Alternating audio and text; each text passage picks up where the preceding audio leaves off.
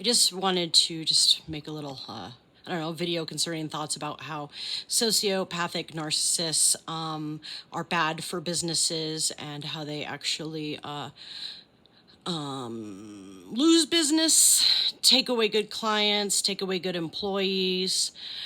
And I was like brought back to right before I left the hot springs, and everything was going well. I automatically stepped into some management roles at the pool, and not for any sort of title or recognition, not even for a raise. It was just the organization was needed, and a lot of times I had coworkers that would come to me and ask me how to do this, ask me for advice. It kind of made me the mediator between personality conflicts within that position and stuff. But everything was actually pretty good there until this assistant manager came in around Christmas time, and to fill in for the other manager that I kind of worked along with. Because they'd had like a sort of assistant managers at the pool area before, because the manager was usually over at the other spot and they couldn't do everything. And so, I just kind of sort of filled in, and we worked actually really, really well together. So let me get back to the demons are messing with me, especially since they're some of the parties behind the hacking for sure. He's that investor there, if he's still there, is a handler.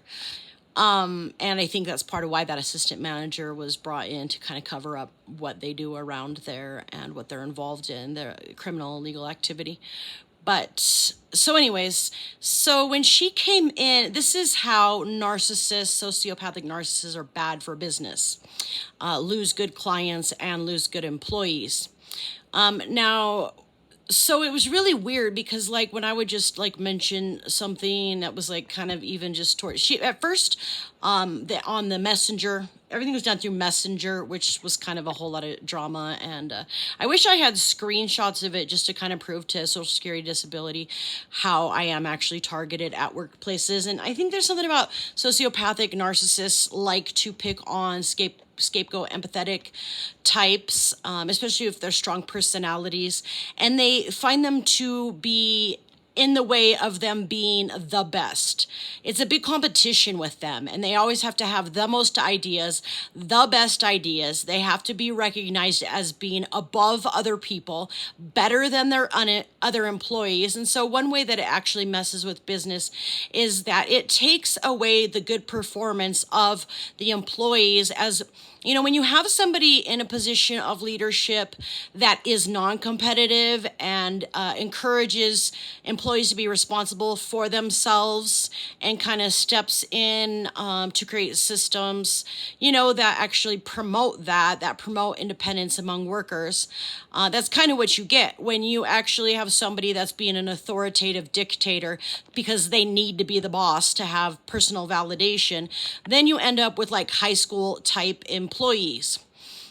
And then the other thing that I noticed that happens when you've got a sociopathic narcissist in a place of position is that they get rid of people that are strong players and that are independent workers and that do have skills that come close to equaling theirs, or even in some cases supersede theirs.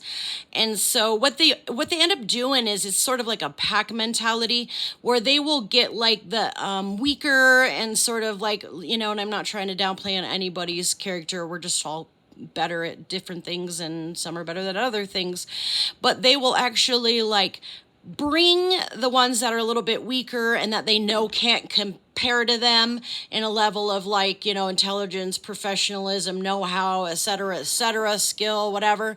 And they'll just kind of like stroke their egos and get them on their team. And so they get validation for themselves. And a lot of it's definite like, lack of self-confidence and insecurities that is the root of sociopathic narcissism. Like I need to actually I've been starting to listen to some, but I need to start listening to more because it's just something it can't be ignored, and it's something that I've been through in my life concerning family and business for reasons, and I feel like something's supposed to come out of that, and I don't know. Who knows? Maybe someday I'll write a book on personality types and business management or whatever. So what they'll do is they will, really like schmooze or brown nose some of the employees that they know are well below their level, because they can still keep that edge. They can still be above everyone else. Nobody can come close to them. They can get their validation, which they need to have counseling and psychological help so that they can just be secure in who they are, period, and not have it affect like the profit of a business and, the culture and the atmosphere of a business. And then they'll downplay anybody that has skills or talents or intelligence level or experience that's even close to theirs. Now, this is what I'm saying. I wish I would have gotten some screenshots there for proof. And I tried to charge one of my old phones that didn't get put on a permanent security lock. And who knows, that when they took me off chat, maybe it's some of the most recent will still come up, the last chats that were there, so I could get some snapshots of it. So, when I wasn't doing this in any way to try to be a manager, I was just being myself and thanked some of the team that worked at the pool with me for this, that, or the other thing. And then that assistant manager had to get on there and be over obvious about thanking this person for that and this person for that, because they weren't actually really doing that as part of their assistant management fill-in role. It was even, supposed to be or whatever. If they had it in their mind, they were going to take over the whole business and even own it or whatever. So who knows? They were involved in, dark magic, dark arts, and strategies that includes that. Narcissism naturally is a sort of like dark spiritual force behind it. And so whether they are doing it intentionally or not, there's dark forces involved with the way that they do things. But then, when I mentioned something, I wasn't even trying to mention it for validation. I was trying to mention it because it was something that needed to be addressed or whatever. When I mentioned a task that was being overlooked or something, then she actually was very abusive to me on that messenger feed and was like, yeah, we know you did your job. You did what was expected of you. And she was super sarcastic and very ugly about it. And then went back to schmoozing and kissing butt of some of the weaker players. So what happens is that when you put a sociopathic narcissist in a place of management, you take away from the development and the growth of the other employees there at the business. And they will get rid of people that are bringing in profits for your business, that are bringing in clients, that are representing the business professionally. They will drive them out because they're intimidating to them, or they'll downplay any ideas or that person would have, the empathetic sort of scapegoat, sort of victim of abuse. It's weird. We find ourselves in these roles that we grew up in, but at a place of business. So they will downplay and disregard an idea. And this happened there as well. They had sheets that would get worn out and get holes in them. And so, for instance, I, talked about doing crocheted rag rugs at putting those in the cabin with the sheets and sort of upcycling them, she's like, oh well, hotel licensing won't go for that, which they're in non-compliance in so many other more crucial ways that would have been it was just a ridiculous thing to say. And then she later put a housekeeper on task to do that very same thing when she could kind of take that as her idea. And so I noticed that happening in my family and their businesses, in their church scene, and then at that job and that's the only reason I was able to know that she was a sociopathic narcissist, because I'm not a licensed physician. And when it came to my dad, I didn't diagnose my dad. It was his own behavior, as he called these doctors to try to break HIPAA, that actually got him diagnosed with that, if the shoe fits, wear it. But so he was even in a roundabout sort of way, diagnosed by medical professionals to have this.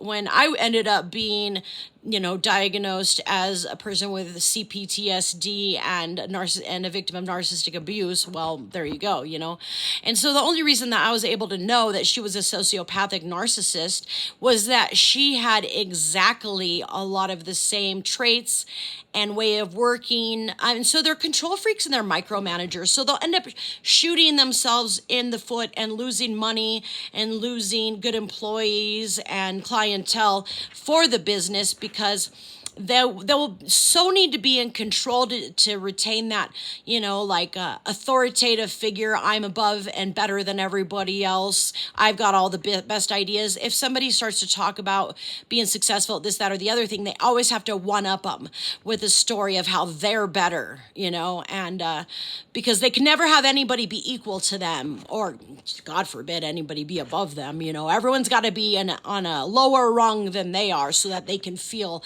secure about themselves. And so what they'll do is they'll literally be such a control freak that a lot of people will leave, a lot of clientele will leave, and they prevent growth of their business or organization with their personality disorder and their insecurities. And so I kind of noticed that going down. But yeah, I don't know.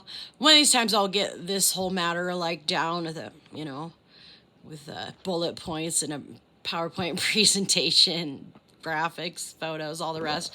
That reminds me of actually when I was involved in my dad's church and I was a speaker, I did actually put it together with PowerPoint, and and good graphics and photos, and which sticks with people anyways.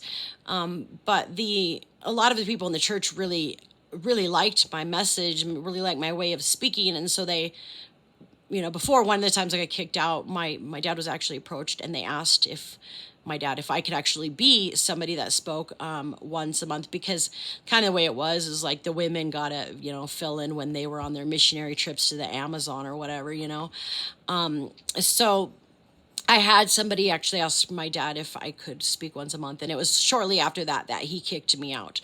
So I've come to find out when it comes to sociopathic narcissists that really what it is they're jealous of the person and jealous of their skills, and so they will immediately try to get rid of them, so it's kind of a weird dynamic, but maybe one of these times I'll get it put together professionally, and that'd be cool. I mean, because my intention is actually to help businesses, be good, be the best they can be, have profits, and to help employees not have to be at the bottom of the totem pole and, be made to feel like they're, bad people or they're untalented. And that's exactly what sociopathic narcissists do. And they'll purposely put people in positions that are less experienced so that it validates their need to be in control and be the boss and micromanage and be a control freak. Whereas if you set up systems and you hire people, if you set up systems that enable people to, as much as possible, be in charge and responsible for their own, work ethic and this and that, you will attract more professional, more independent, more responsible type employees. But they don't want that as a sociopathic narcissist in a place of management. So they will purposely put less qualified people in positions and thereby lose business, lose clients, etc. But they'll purposely put people in those positions so that they can, so that the need for their micromanaging and self-validating style of management is needed and necessary, and they can convince business owners of that fact, So anyways, that's all I have for now. One of these times I'll get it together. Who knows? Maybe I'll have a whole book on the subject. God knows I got plenty of experience with it.